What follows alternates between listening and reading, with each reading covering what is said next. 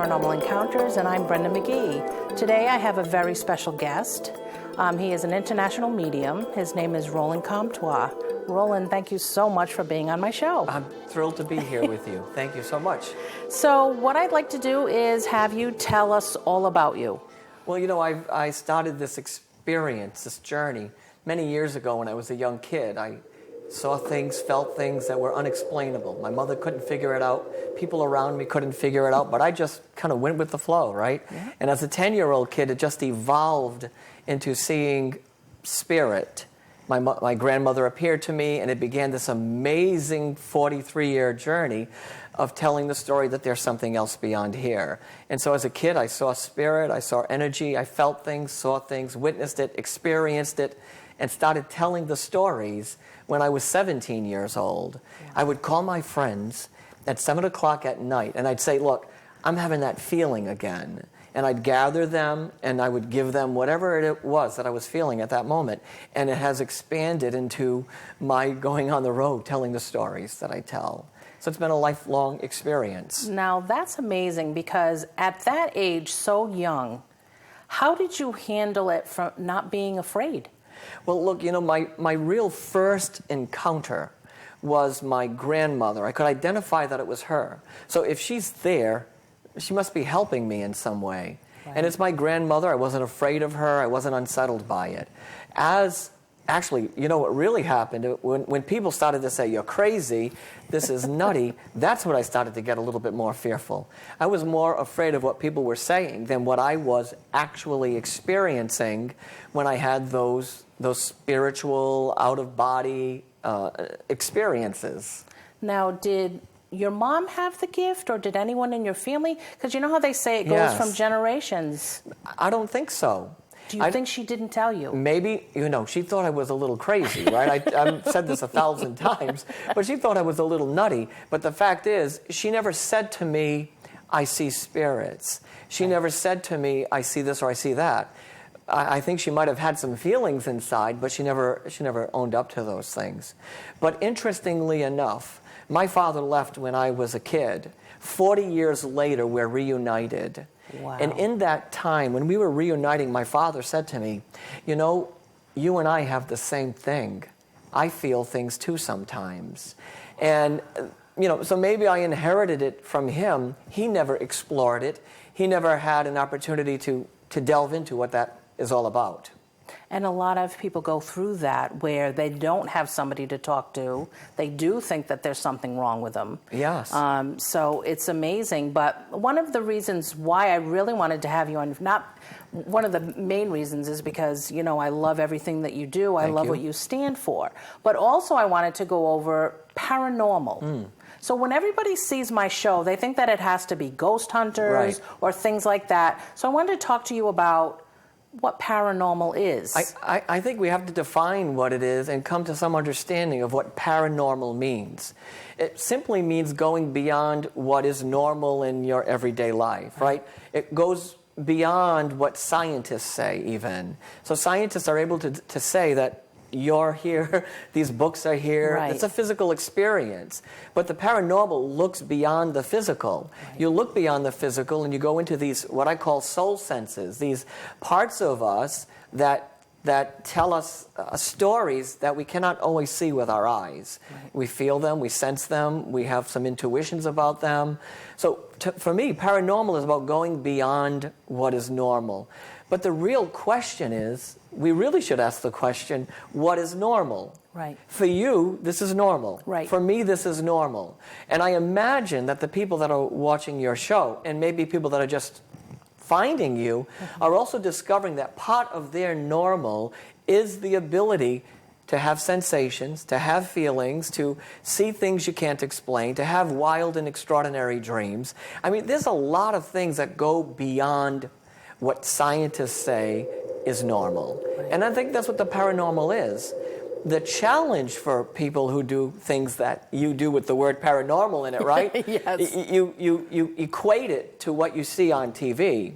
You equate it to the scary aspect of what that paranormal is all about. But as far as I'm concerned, it's simply a step above or beyond what is normal. And the first thing we have to do is define what is normal for us, Right. for you, for your viewers, for everyone. Right. I'm always intrigued by someone who says to me, you know, I drove my car into the driveway, I unlocked the door, and as soon as I walked in, I had a feeling about something. Now, they had a paranormal experience. They went beyond their normal whatever. Or that person who visits an old museum or an old building, and you walk in and you get these amazing feelings rummaging through your body, through your mind, through your spirit. You're having a paranormal experience. Right. The challenge is that it's not always about those other feelings, those other scary things that the media puts out there about paranormal stuff. And there's a lot of people that say, you know, how come I never experience anything? Why don't I get feelings? Yeah. Why can't I see this or things? And I say, because you don't want to. Perfect. Perfect. And you know what else I think, though, Brenda? I think they've had experiences, but they equate it to coincidence, or they give it another name or term, and they seem to separate from what it could really truly be, is some kind of encounter in some way. I'm convinced now, after all these years, right? I am convinced that everybody has moments. Right. I'm convinced that they have them. You drive down the road, you drive down the street, and something happens. Like on my way here, I'm driving in my car, and there's a car that goes by me, and it has the face. The guy that's driving the car looks like the old landlord I had in 19-something or another. And I thought, oh my God, I know he's passed on, but maybe there's a reason for that. Right. I walk downstairs to leave my house, and I hear this music blaring, and I say to my family, oh, who's got the music on so loud? They all look at me and say, we don't hear no music. Yes. You know, this is the life the life I live. But the fact is, I think we all have paranormal experiences. I think we all go beyond what the scientists say is our normal life experience, and we just go to the edge. And at the edge is where you tap into your clairvoyance, your clairaudience, your ability to see and feel things that are not described by the normal way of doing things.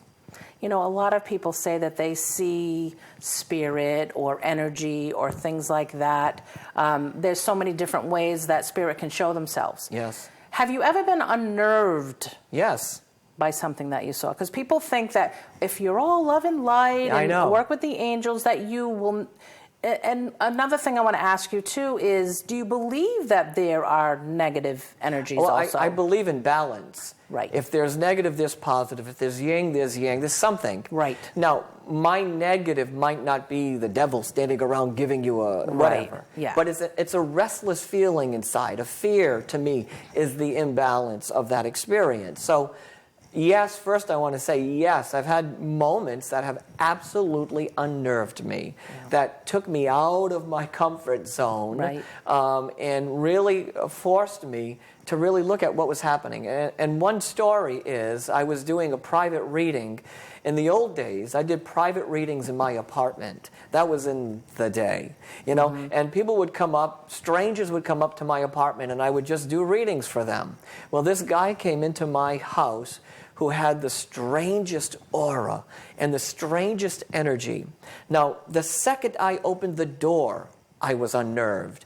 You know, my intuition, my instinct said, shut the door, right? But I opened the door, I let this moment happen, and it unnerved me because he unnerved me, because the story that I was seeing unnerved me and made me very, very unsettled. And when we listened to the taping of that session, there were voices that I have never heard before and probably never want to hear again. That's how unnerved I was by that experience. So there are moments that are unnerving. But if I could go back to when I was 15 years old, at 15, maybe 14, 15, 16, 17, I would do whatever I could to feel that energy. So I would walk into buildings that were were classified old or historic. I would go to graveyards and feel the vibe. I would walk into those places because I was interested in learning what that energy was all about. And so, I've been looking at this and delving into it my entire life, and I've come to a clear understanding that there is a balance in all things. There's a balance in our physical life. There's got to be a balance in the life that we cannot see as well. I think there are some things, some moments that absolutely are unnerving. Absolutely. I know when I come across something negative or something that does not feel right with me energy-wise, I know because I'll get a sick feeling in my stomach. Right. And then I know, okay, I know what I'm going to be dealing with. Or a lot of times before going into an investigation, it's like my guides and my angels will show me what I'm going to get into the night before or a couple of weeks before. Wow. So does that happen to you? Have you ever had where you knew you were going to do an event or something like that? Sure. Or even when you were younger, that you just knew, you know what, I think I need to sit this one out because I know my limitations and I really shouldn't be doing that. Well, you hit the nail on the head. You've got to know your limitations. You've got to know your limitations. And you've got to know how far you can expand and how far you need to retract even. Right. And so you have to know your limitations. And since I've been a kid, I've been learning my limitations. I've certainly gone to places and said to myself, oh man, I wish I didn't come here. I've walked into places that I thought to myself, this wasn't a great idea. Right. But you follow through and you do what you have to do. So there are moments that say, don't do that, do this is better, and every time, every single time when we follow that intuition, I don't care if you believe in the paranormal or not. Every time you follow that intuitive energy that's inside, it expands you in some way. Right. It makes you grow in some way. Doesn't matter what we're talking about, but it just makes you grow. Right. It just makes you expand your thinking, your feelings, your experiences in some way. Now, in any point of your life, did you say, you know what, I don't want to experience this. I'm just going to shut it down, and I just need to, I don't understand it, and have you ever done that? The truth is I have not. I have never been at a crossroads with that world, right? I've never been at a crossroads with that. Right. I've been more at a crossroads with people, as I said already, who are always causing a little commotion. Right. But I'm not at the crossroads of thinking, I can't do this anymore. I have a very strong feeling in me, I will be doing this until it's my last minute. And so it just is the way it is. There's no resistance in that, which also tells me that the less that we resist, the more that we understand our limitations, the more that we can achieve with whatever we're trying to accomplish. Right. Whether you want to walk into a building and feel the energy, or you want to sit with someone and feel the energy, the more that you do it, the more that your abilities expand in some way. And I always tell people, you have control of the situation, not the spirits. Oh, thank you. They try, but you have control. You can tell them, but a lot of people, because they say, I'm going crazy, I can't make it stop, and I'm like, you have to.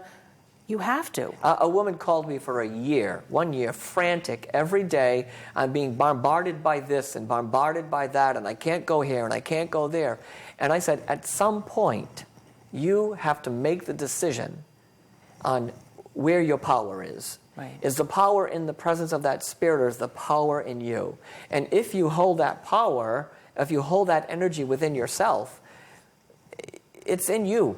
Right. You have to make the choice and the decision. Right. I'm all about that statement, Brenda. I'm all about it being in here.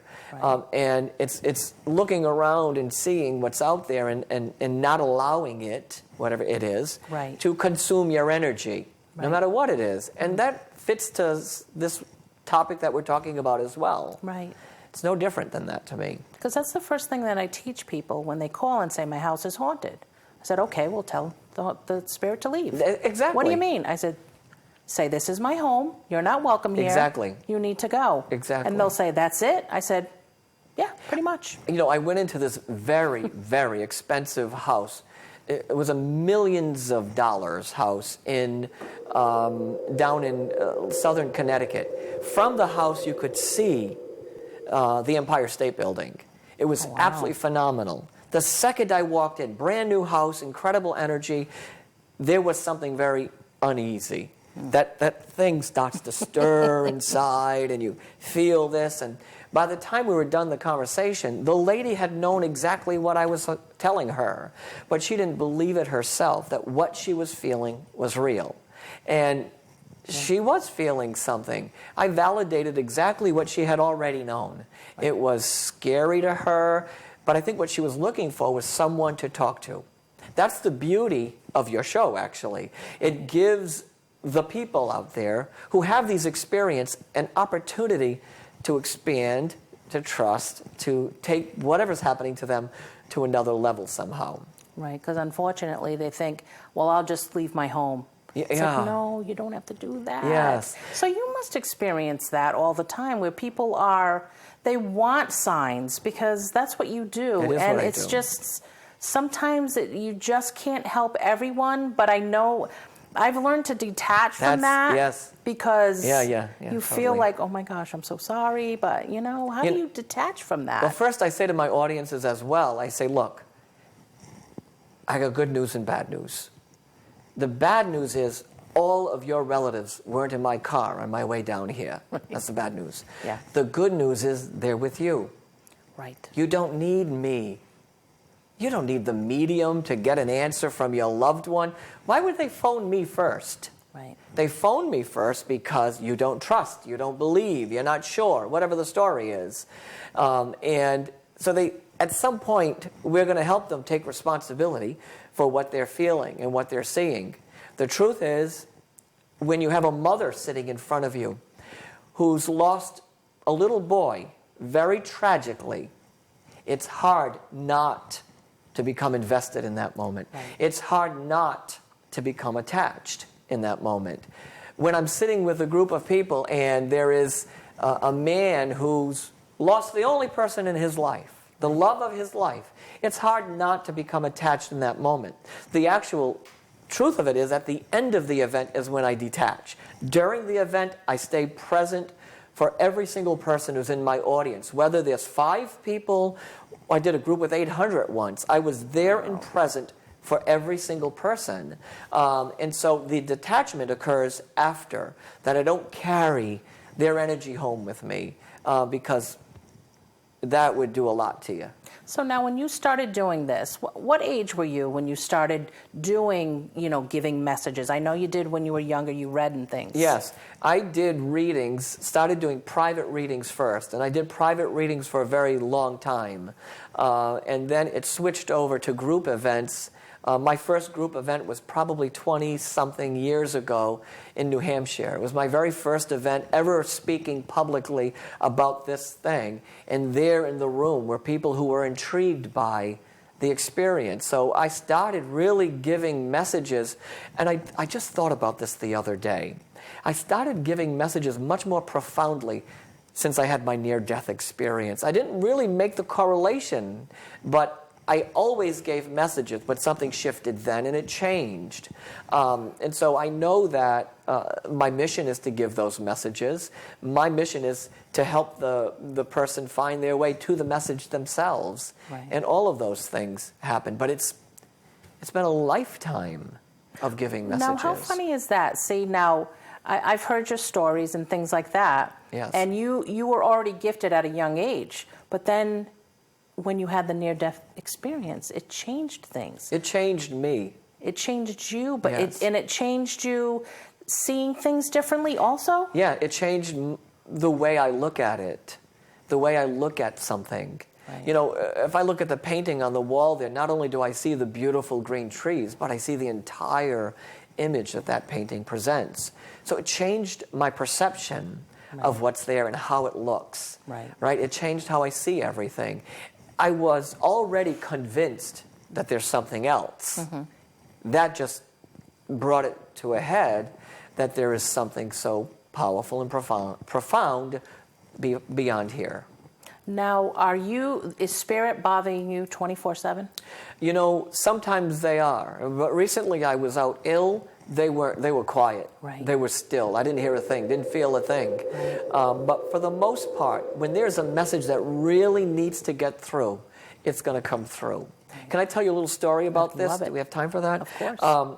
I remember being home, and it was 9:15 p.m., and I heard the voice of a young man, 18, 19. He said, "It's Danny. I need you to call my mother now." And I said to myself, "Roland, go get a donut. Do something. This isn't right. Try to change your mind." And then that voice said, "It's me, Danny. You know who I am, and you know my mother well. Call Sherry now. Call my mom now." And it got stronger and stronger and stronger. I had a choice. Disregard what's going on, right, or tell the story. So I sent a Facebook message to his mother, and I said, "I know this is nuts. I know it's 9:15 p.m. I know you live 3-4 hours away from me, but I have to talk to you." She responds immediately and says, "Okay, call me." I call her, and I say whatever it is I said to her. I don't even remember what I said to her. At that moment, I can feel, hear, sense she's starting to have some kind of an emotional reaction to what I'm saying. And she tells me this: "I was just sitting with my last chapter of my book about my boy. How did you know that this was the time you should call me? How did you know that this last paragraph was something important?" So yeah, they talk. I have the choice, though. I have the option to put it on hold or not to say it at all. I always say it. And they let you sleep. And then I go to sleep. And I sleep well, by the way. Do you? I sleep well. Yeah. I go on these mystical, magnificent journeys in my dreams, and I sleep well. For the most part, it's okay. Yeah. I don't have any qualms with it because I truly am, by far, the most fortunate person to have an extraordinary mission. So when I think about it, okay, if I can't sleep a couple of nights, it's fine. Right. I'm not going to fight that right. at all. Because people say sometimes they just can't shut it off. Yes. Or shut it down. And I tell them, yes, you can set limitations. It's the same thing about the ghost in the house. Yes. In the house. You have control. Yeah. Control is within you. It's right. not beyond you. Right. It's when we lose that barrier or that boundary that we seem to have all the questions and the doubt. Exactly. But it's all in here. It's already inside somehow. Well, that's what I try to tell people, because they just let it consume them, the energies, especially when it's a full moon. Like, that's when people will say, "I don't know what to do. I'm feeling, out of sorts." And I'll say, "Well, it's a full moon," and that'll calm them right down. Okay, that makes sense. Oh, that's so wild. If you have a reason, and if you tell them, they trust you, and they're like, "Oh, okay, that's why." I think people need to reach out, right? They need a little extra support, and that's fine. Yeah. That's perfectly fine. But I think at some point they come to realize that it's already in them. And I think, teaching them how to see that, as you are doing in your work, is important. It's an important tool to pass on to somebody else. I've walked into buildings for the last 30 years of my life, and the things I felt and witnessed weren't any different than anybody else in the room. I might have articulated it a little bit differently because I have my own way of talking. Right. I have my own language, You do. right? But we all do, and we all Yes. tell the story differently. I would be very curious to see what would happen if the two of us walked into some place together, right? Yeah. Wouldn't that make for exciting TV? It really The would. two of us walk into a place, and what would happen? You would dissect the energy as you see it. I would as I. And what we would come up with is this amazing story about what exists in that place, or what existed in the previous time in that place. I think that's fascinating. I think that would make a good show. I think we need to do that. That but would be it's the interesting. truth. It's the truth. It's the combination. Yes. And a lot of paranormal teams, well, I shouldn't say a lot of them, but some of them will bring in a medium or something like that. Or I know I have sensitive people that are on my team. But it's funny because I won't tell the client or whatever that they are sensitive, because I don't want that to be the first thing. So we do it with our equipment, and then we say we'll write things down and maybe get this. But it's just funny how that combination works. Aren't we all mediums anyways? We are. I think so. That's what I tell people. Right. The medium is simply the in-between two places, you know. Right. The kid that's walking across the street that needs to be held to safely get to the other side, isn't that person, in the broadest sense, isn't that person a medium somehow, simply acting as a channel right. to help someone get from one place to the other? A medium or someone who goes in and feels the energy of a space is simply the person in between two places at that particular moment. Right. We're simply bringing the information that we're feeling with our paranormal soul senses abilities. Right. Exactly. Yeah.